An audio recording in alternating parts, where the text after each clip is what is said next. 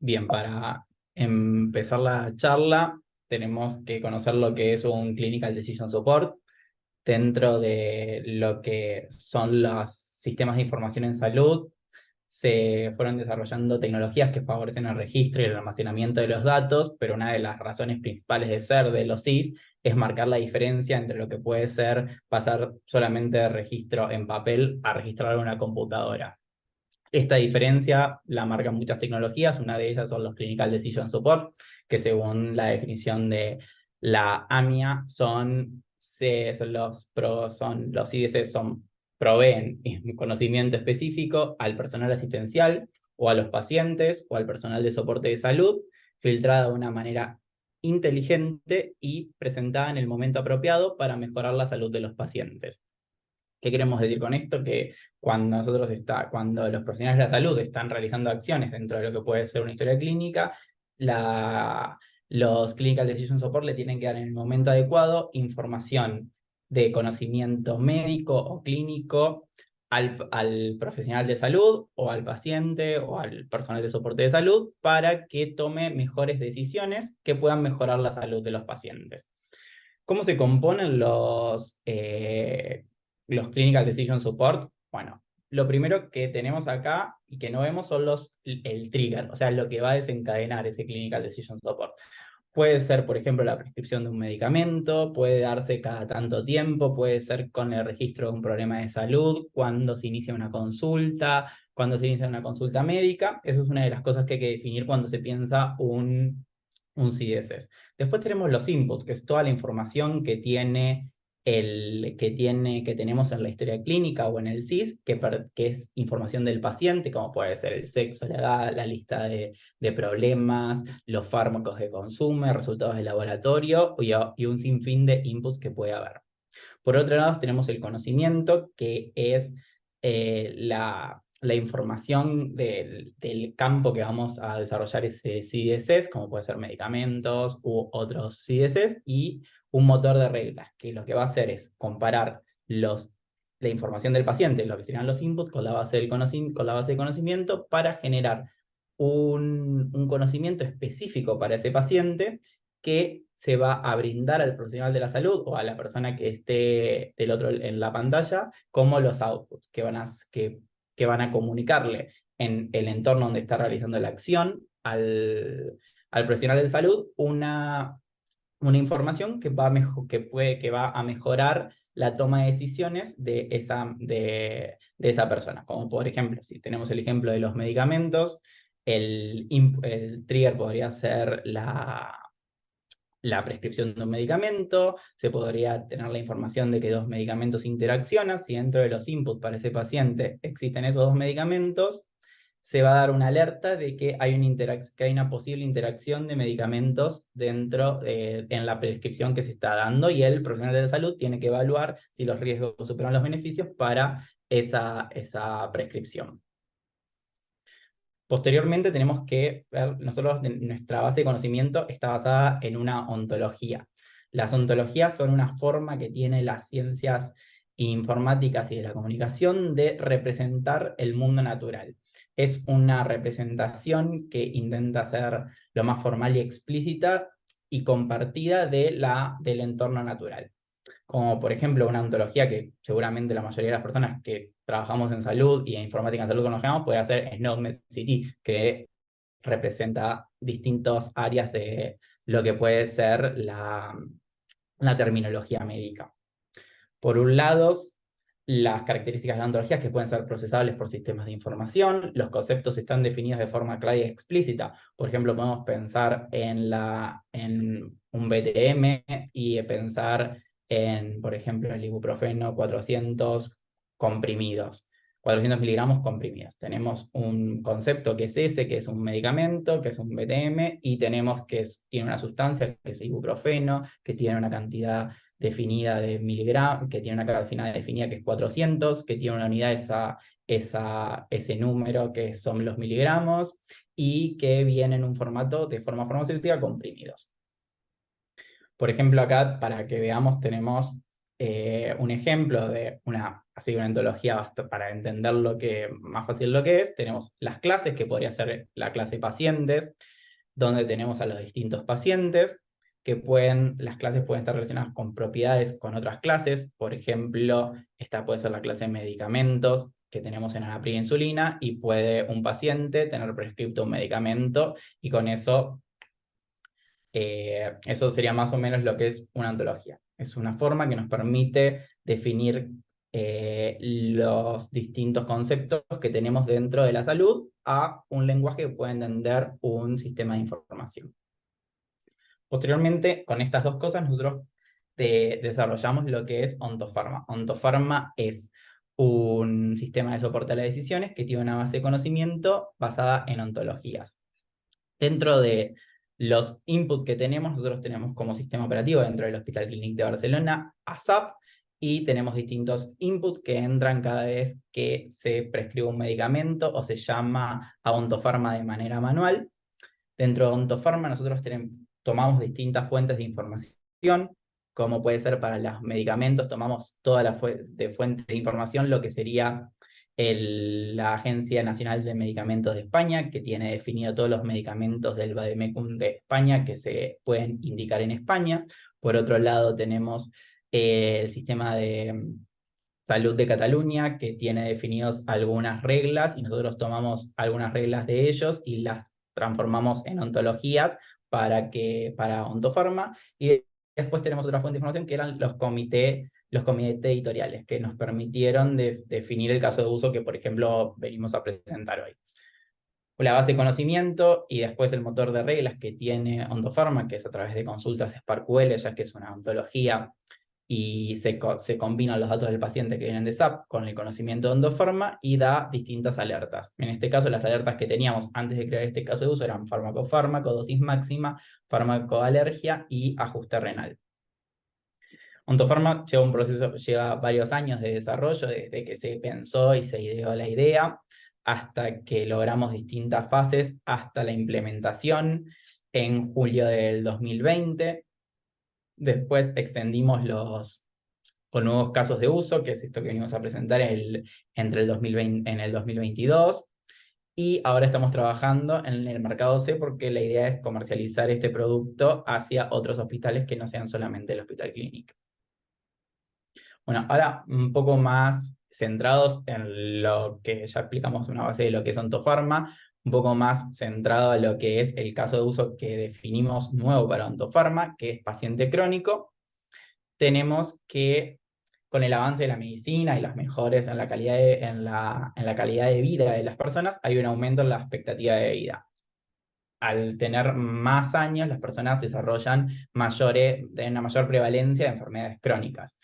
Y esto resulta en un aumento en la cantidad de la medicación de los pacientes que toman. Por ejemplo, mi abuela toma 15 medicamentos, y eso se conoce como polifarmacia, donde una persona toma un montón de medicamentos. ¿Qué pasa cuando hay mayor cantidad de medicamentos que tomamos? Hay una mayor probabilidad de tener errores en la medicación. Y los errores de la medicación pueden generar distintas reacciones adversas a la medicación, que generan problemas ya a todo lo que es el sistema de salud, como puede ser mayores admisiones en los hospitales, mayores costos de esas internaciones, y también un riesgo mayor a la que el paciente sufra un riesgo de muerte. Por eso vimos la necesidad de mejorar la calidad de la prescripción en pacientes mayores, y eso tomamos como nuestro objetivo para desarrollar este caso de uso. Fue modelar dentro de Ontofarma este dominio nuevo de paciente crónico para mejorar la calidad de medicación en pacientes mayores y poder implementarlo dentro de nuestro hospital. Bueno, y ahora les voy a contar un poco de cómo fue el proceso de dónde sacamos la información y cómo fue llegar a la implementación de este nuevo caso de uso.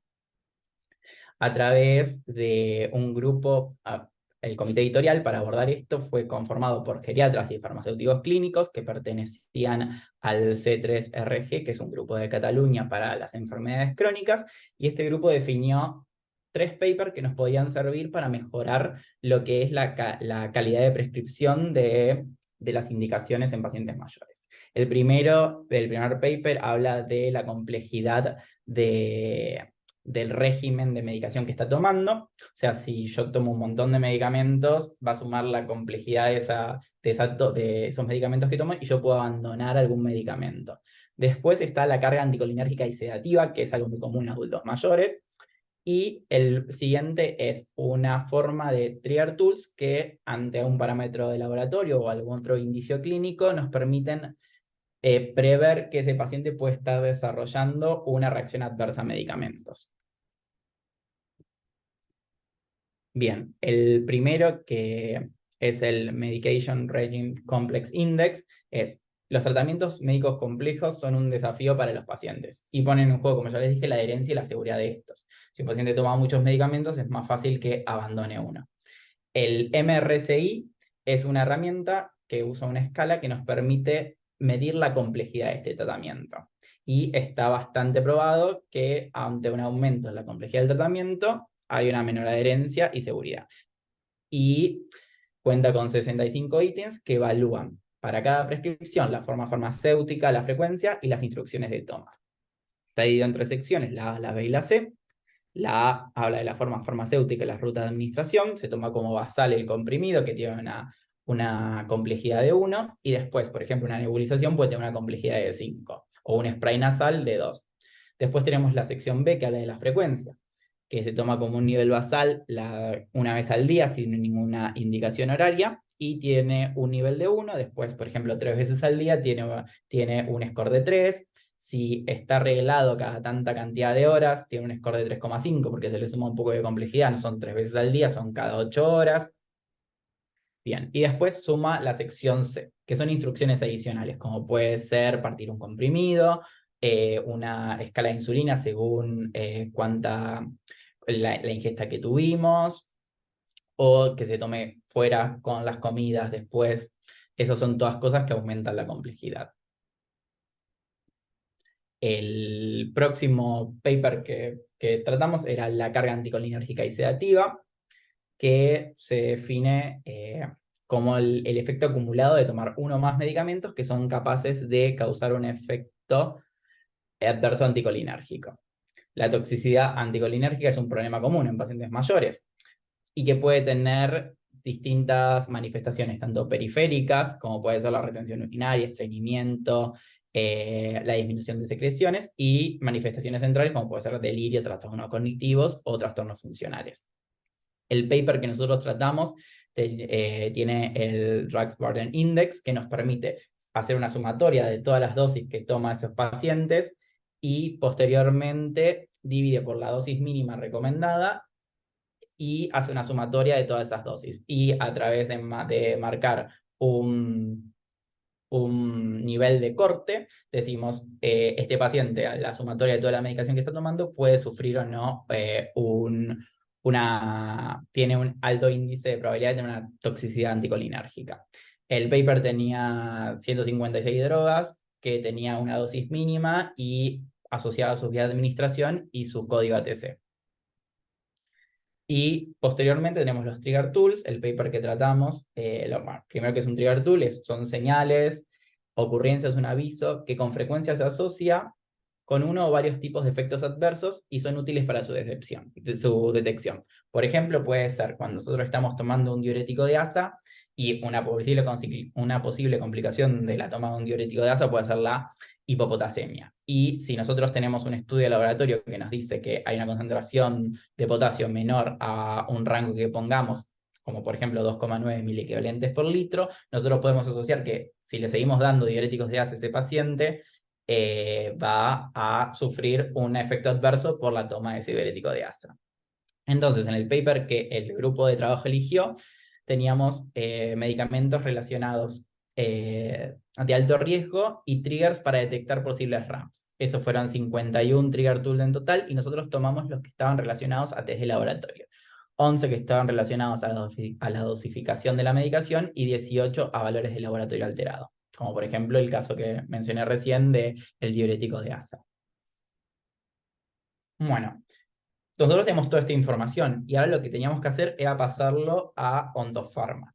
Ontofarma, bueno, para contarles un poquito más y que sea más fácil entender lo que viene después, Ontofarma está compuesto por 3 ontologías que están interconectadas entre sí. La primera es DRAX, que viene de la Agencia Nacional de Medicamentos y está diseñada para representar todo lo que sería la información de los medicamentos. Después tenemos DSS, que nos permite representar datos de la idoneidad de la toma de ese medicamento. Por ejemplo, la interacción entre 2 fármacos, y los distintos casos de uso que tenemos. Y después tenemos otra que se llama Local Pharmacy, que está diseñada para hacer la conexión entre lo que sería nuestro sistema de información, que es SAP, con Ontofarma, y mapea cada uno de esos conceptos desde el código local de SAP a un código Ontofarma para que la ontología pueda funcionar. Bueno, antes de modelar toda la información, nosotros lo que hicimos fue pasar toda la información de estos 3 papers a tablas relacionales para poder limpiar datos, buscar redundancias y detectar relaciones entre tipos y poder tener la información más concentrada. Bueno, y ahora vamos a hablar un poco de cómo se representó cada conocimiento de cada punto de los 3 papers que teníamos. El primero era la complejidad farmacoterapéutica. Teníamos 3 secciones. La sección A, que primero lo que hicimos dentro de la ontología fue crear una categoría que fuera MRCIA, y tenía 30 subclases con formas farmacéuticas y vía de administración. Y a eso le dimos el peso que tenía en la tabla. Después teníamos la sección B, que hablaba de la frecuencia de administración. Dentro de Local Pharmacy nosotros teníamos una tabla donde estaban representadas todos los tipos de frecuencias que se podían seleccionar dentro de nuestro sistema de información, y le dimos un peso de MRCI-B a esas frecuencias. Y a la vez dentro de los BMPs nosotros identificamos los posibles fármacos que pudieran tener una indicación de toma, que ya eso ya viene de muchos datos precargados en los prospectos, por ejemplo. Entonces le asignamos a los BMP un valor de MRCI-C dependiendo de ese fármaco. Si por ejemplo es una insulina, sabemos que puede requerir que se ajuste la dosis según la ingesta de comidas. Si es un medicamento que sabemos que se tiene que tomar con las comidas, por fuera de las comidas, le asignamos ese valor de MRCI-C. Y por ejemplo, acá tenemos el ejemplo de lo que sería para la indicación de una insulina. Tenemos que el peso de la forma farmacéutica, que es 3, la frecuencia con la que viene, y posteriormente una indicación de toma que se le suma. Y esto le suma a cada medicamento, hace la suma de todas estas 3 secciones, y posteriormente suma la suma de todo el tratamiento. Si supera 40, alerta al profesional de salud que ese tratamiento es demasiado complejo y debería reverse la complejidad de ese tratamiento para intentar disminuir la complejidad. Posteriormente representamos dentro de lo que el conocimiento de la carga anticolinérgica.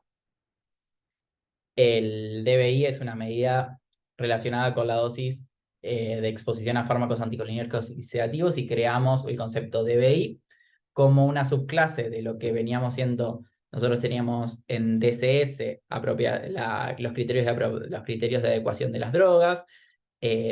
En las distintas subclases, nosotros teníamos de las drogas, teníamos uno que era la apropiación de la dosis, y DBI. En esta subclase DBI nosotros fuimos creando